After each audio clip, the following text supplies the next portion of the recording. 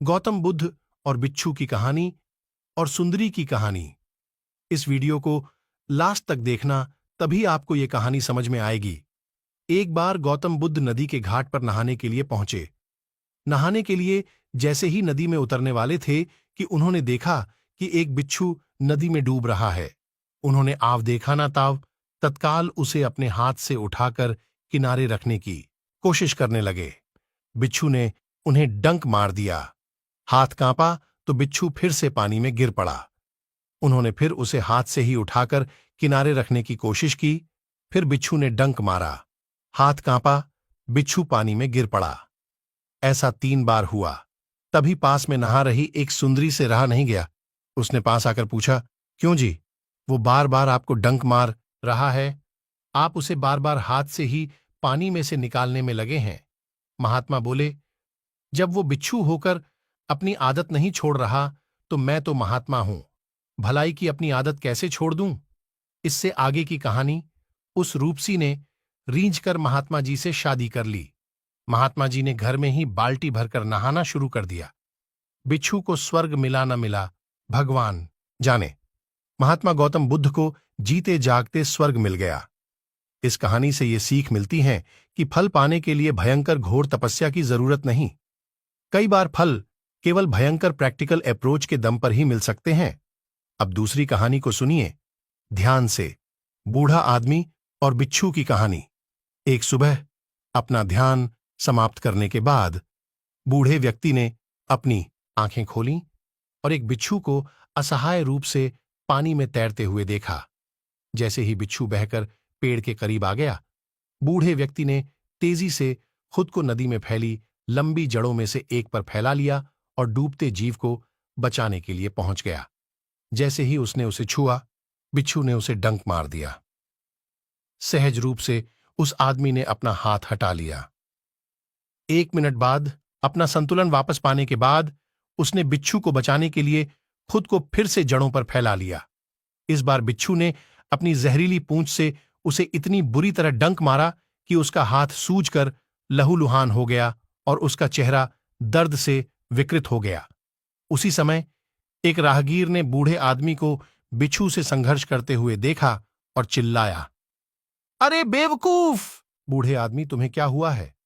केवल एक मूर्ख ही एक बदसूरत दुष्ट प्राणी के लिए अपनी जान जोखिम में डाल सकता है।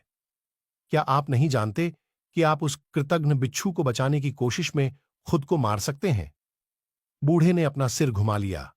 अजनबी की आंखों में देखते हुए उसने शांति से कहा, मेरे दोस्त, सिर्फ इसलिए कि बिच्छू का स्वभाव डंक मारना है, इससे बचाने का मेरा स्वभाव नहीं बदल जाता। अब तीसरी कहानी को सुनिए ध्यान से। एक साधु और बिच्छू की कहानी। सूरज नहीं पूछता कि तुम कौन हो, पेड़ नहीं पूछते कि तुम किस जाति के हो, पानी नहीं पूछता कि तुम अच्छे हो या बुरे। एक दिन की बात है, एक साधु अपने शिष्य के साथ दिनचर्या पूरा करने के बाद मठ में लौट रहे थे। पुल पार करते समय साधु ने देखा कि एक बिच्छू नदी की धारा से संघर्ष कर रहा है। साधु तेजी से सीढ़ियों से नीचे उतरा, नदी में प्रवेश किया और धीरे से बिच्छू को अपनी हथेलियों के पालने में उठा लिया। साधु का चेहरा मनमोहक दिखाई पड़ता, जिसमें एक कोमल मुस्कान और शांत भाव बना रहा। साधु के लिए हर जीवन अनमोल था। वह प्राणियों में अंतर नहीं करता था।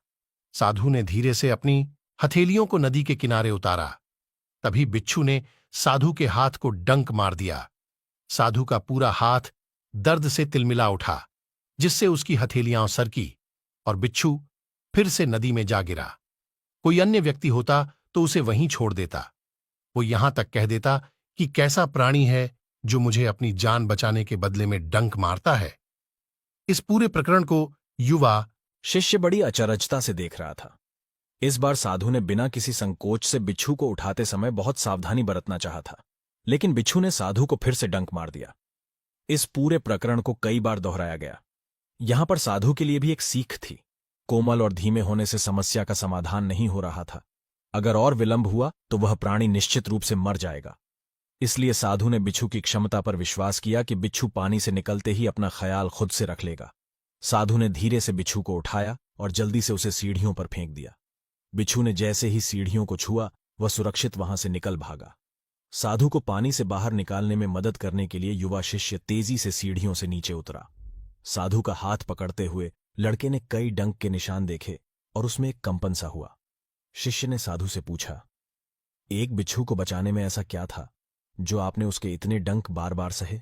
इस साधु नदी के किनारे बैठ गया और लड़के को भी बैठने का इशारा किया। दोनों नदी के प्रवाह की मधुर ध्वनि में नहाए। पूरा माहौल जैसे थम सा गया था, जैसे पूरे ब्रह्मांड का अनाहत नाद यहां इस क्षण पर मौजूद था। यदि मैं इस जल में प्रवेश करूंगा तो भीगना स्वाभाविक है, क्योंकि पानी की प्रकृति ही ऐसी है। वहां इस पेड़ को देख रहे हो, कोई भी उसकी छाया में बैठ सकता है। पेड़ कभी नहीं पूछेगा कि तुम जवान हो या बूढ़े, अच्छे हो या बुरे, इंसान हो या जानवर। यह सभी को और सबको अपनी छाया प्रदान करेगा, क्योंकि यह इसकी प्रकृति है। बिच्छू के लिए भी यही बात थी। उसका स्वभाव डंक मारने वाला था, इसलिए वह डंक मार गया। इसमें नाराज होने की कोई बात नहीं है। मनुष्य का स्वभाव हर प्राणी के प्रति दयालु होना है। जब पानी, पेड़ और बिच्छू अपने स्वभाव से नहीं हटे, तो क्या मैं, एक साधारण इंसान, अपने दयालु स्वभाव के खिलाफ जा सकता हूं? इस ज्ञान के साथ लड़का धीरे से मुस्कुराया। युवा शिष्य ने साधु को खड़े होने में मदद की और दोनों एक कोमल मुस्कान बनाए हुए मठ में लौट आए। जीवन सुंदर है जब हम हमेशा अपने स्वभाव के साथ तालमेल बिठाते हैं। सदा मुस्कुराते रहें। चौथी कहानी को सुनिए ध्यान से। गौतम बुद्ध और सांप की कहानी बहुत पुरानी बात है। किसी जंगल में भगवान बुद्ध को एक जहरीला सांप मिला। उसका आसपास के गांवों में बड़ा आतंक था। बुद्ध ने उसे मनुष्यों को काटने डसने से मना किया और अहिंसा का मार्ग दिखाया। सांप बुद्ध का अनुयायी हो गया। कुछ महीनों बाद जब बुद्ध उसी जंगल के पास के एक गांव से गुजर रहे थे, तो उन्होंने देखा कि लोग एक सांप को ईंट पत्थरों से मार रहे हैं। बुद्ध ने लोगों को उस सांप को मारने से रोका। तब उस लहूलुहान घायल सांप ने बताया कि वह वही भक्त सांप है जो उन्हें जंगल में मिला था। सांप ने बताया कि उसने बुद्ध के आदेश का पालन करते हुए लोगों को काटना डसना छोड़ दिया था। फिर भी लोगों ने मार मार कर उसकी यह हालत कर दी। भगवान बुद्ध ने सांप से कहा, मैंने काटने डसने के लिए मना किया था मित्र, फुफकारने के लिए नहीं। तुम्हारी फुफकार से ही लोग भाग जाते। शिक्षा, काटो डसो मत, फुफकारो अवश्य। अब पांचवी कहानी को सुनिए ध्यान से। अहिंसा परमो धर्म क्या है? गौतम बुद्ध की कहानी। एक बार भगवान बुद्ध अपने ध्यान में बैठे थे। उसी समय एक राजा आया और बुद्ध वंदना करते हुए बोला, भगवान आपको कोटि कोटि नमन। महात्मा बुद्ध अपने ध्यान मुद्रा से बाहर आए और राजा से बोले, राजन, राज्य में सब कुशल मंगल है।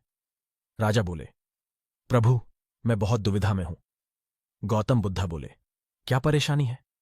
राजा बोले, आप अहिंसा को परम धर्म कहते हैं, लेकिन अपने राज्य और परिवार की सलामती के लिए हमें दूसरे प्रजा से युद्ध करना पड़ता है। या राज्य में कोई गुनाह न हो उसके लिए, राज्य में भय बनाने के लिए दोषी को सजा देना पड़ता है। अगर ऐसा न किया जाए तो लोगों से गुनाह करने का भय ही खत्म हो जाएगा और लोग गुनाह करते रहेंगे। तो मैं अहिंसा का पालन कैसे कर सकता हूं? गौतम बुद्ध बोले, राजन, एक सांप गांव के बगल जंगल में रहता था। वो बहुत सारे लोगों को मार चुका था। वह सांप इतना जहरीला था कि बहुत सारे लोग कुछ समय में उस जहर के चपेट में आ जाते। उस सर्प से बच्चे, बूढ़े और जवान सब भयभीत रहने लगे। वो सांप जिस पेड़ के तना में रहता था, वहां से कोई गुजरता भी नहीं था। एक बार एक भिक्षु आया और उस जंगल की ओर जाने लगे। गांव के सब लोग उस भिक्षु को जंगल की तरफ जाने से मना करने लगे, लेकिन भिक्षु उस पेड़ के छाया में जाके आराम करने लगा जिस पेड़ के तना में सांप रहता था। सांप पेड़ के तना से बाहर निकला और भिक्षु के सामने आया। भिक्षु के मुख पे एक भी चिंता और डर नहीं दिख रहा था। सांप यह देख बहुत प्रभावित हुआ। भिक्षु ने सांप से कहा, तुम्हारी वजह से सब लोग कितना भयभीत रहते हैं। तुम्हारे विष से कितने लोगों की मौत हो चुका है। उसके परिवार वाले को कितना दुख और पीड़ा होता है। भिक्षु का बात सुन सांप को अहिंसा का भाव हुआ। वो उस दिन के बाद हिंसा छोड़ डाच दिया। वो किसी को परेशान नहीं करने लगा। लोगों में उस सांप के प्रति जो डर था, वो डर खत्म हो गया। लोग उसे एक रस्सी मान उस पे पत्थर फेंकते और बच्चे उसके पूंछ को पकड़ा उससे खेलते। इस कारण वो सांप बहुत घायल हो गया। एक दिन वो भिक्षु फिर उस सांप के पास आया और उस सांप के घाव पे मरहम लगाते हुए पूछा, तुम्हारी ऐसी हालत कैसे हो गया? सांप बोला, आपके बातों से मुझे उस दिन अहिंसा का भाव जागा। उसके बाद मैंने किसी को परेशान नहीं किया।